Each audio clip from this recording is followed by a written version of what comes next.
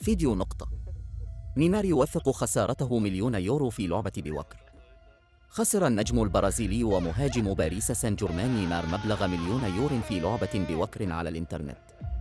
وحسبما ذكر موقع سبورتس تي فإن خسارة نيمار لهذا المبلغ جاءت بعدما لعب القمار لمدة ساعتين. ولم يكن نجم باريس سان جيرمان منزعجا من الخسارة، حيث تظاهر مازحا بالبكاء وشغل بعد ذلك موسيقى حزينة، وقال ساخرا إنه سينشر المقطع على يوتيوب. وكان نيمار قد خضع لجراحة ناجحة في كاحله بمستشفى سبيتر في قطر هذا الشهر.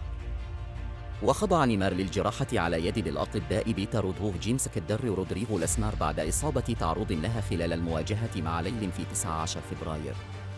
وجاب سان جيرمان نيمار إلى سبيتر في يناير 2019، حيث خضع لسلسلة فحوص وتقييمات طبية في المستشفى القطري كجزء من إعادة تأهيله بعد إصابة في مشط القدم تعرض لها في فبراير 2018 وفق بيان المستشفى.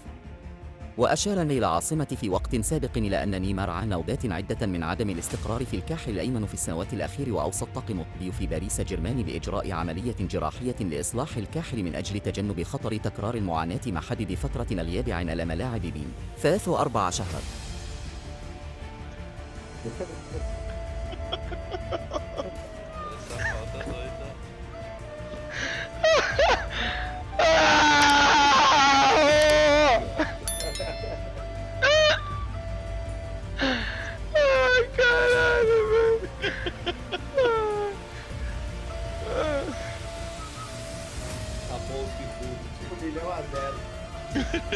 Já fazer canal no YouTube. Vou fazer canal no YouTube.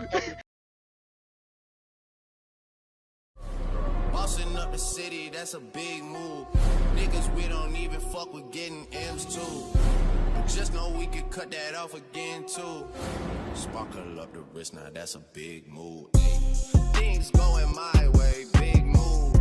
Exotic up the drive.